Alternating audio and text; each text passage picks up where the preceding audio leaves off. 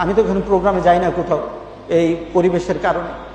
এই সুন্দর সুন্দর মজলিস হয়তো আমার জীবনে আর নাও পেতে পারি, কারণ আমার যখন আমি বলেছি আশহাদু আল্লা ইলাহা ইল্লাল্লাহু ওয়া আশহাদু আন্না মুহাম্মাদান আবদুহু ওয়া রাসূলুহু, আমার ঈমান যখন চলে আসলো, ঈমানের পর আল্লাহর দাবি হলো নামাজে ঢুক। এটা কার দাবি? আল্লাহর দাবি। আপনি যদি মুসলমান দাবি করতে চান, একটা ছেলে গতকাল তারে বললাম যে আমার সাথে এশার নামাজের পর আমি হাঁটতে বেরোবো। এমন সময় একটা ছেলে আসছে, আমাদের গ্রামের ছেলে না, বয়স্ক, নামাজ তো পড়তই না, কিন্তু গত 1-1.5 বছর আগে অসুস্থ হয়ে গেল। আমার কাছে আসলো আর বললাম যে নামাজ পড়িস। আমি কালকে তাকে ধরে কেঁদে দিছি। সে আমাকে বলতেছে, হুজুর আমি 1 বছর 365 দিন 1 বছর আমি নামাজ পড়েছি। 1 বছরের মধ্যে মাত্র 2টা ওয়াক্ত নামাজ আমি মসজিদে জামাতের সাথে পড়তে পারি না। আমি নিজেকে প্রশ্ন করছি, আমি তো পারি নাই।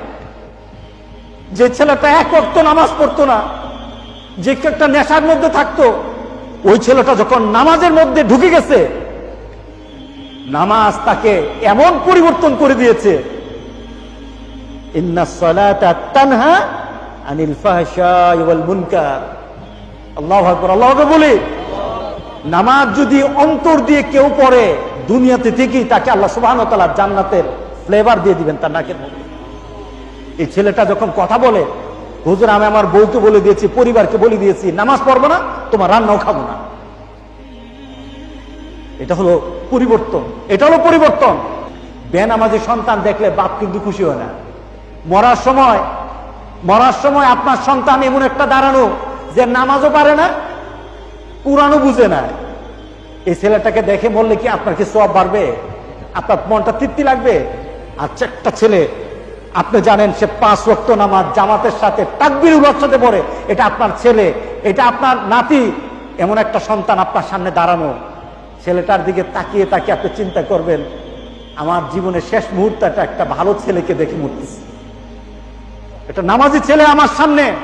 আজকে গোটা পৃথিবী, আমাদের সন্তানগুলি অধিকাংশ ধ্বংস হয়ে গেছে।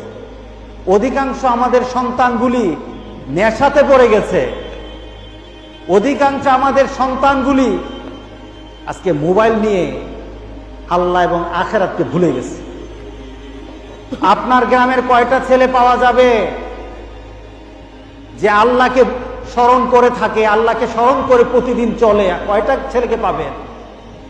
আপনি যাচাই করে দেখেন আপনার গ্রামের মধ্যে আল্লাহওয়ালা সন্তান কয়টা আছে, যাচাই করে নেবেন। আমিও মরব, আপনিও মরবেন, এই গ্রামের প্রত্যেকটি মানুষ মারা যাবে। আপনার সন্তানের জন্য একটা বাড়ি দিয়ে গেলেন, জায়গা জমিন দিয়ে গেলেন, তার জন্য অর্থের ব্যবস্থা করে গেলেন, ব্যবসার ব্যবস্থা করে গেলেন, কিন্তু সন্তানটাকে নামাজি বানাতে পারেন নাই। এই ছেলে কাল হাসুরের দিন আপনাকে তার পায়ের নিচে ফেলে দিবে,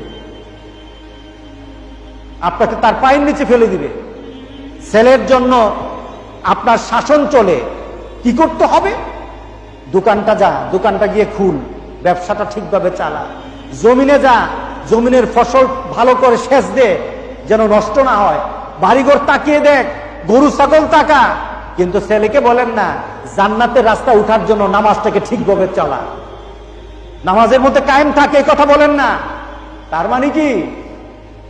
আখিরাত বুঝেন না, আখিরাত বুঝেন না। আল্লাহু আকবার, আল্লাহু আকবার, আল্লাহু আকবার। দিনের কাজ করতে থাকবো, দিনের পথে চলতে থাকবো যতদিন হায়াতে রাখে।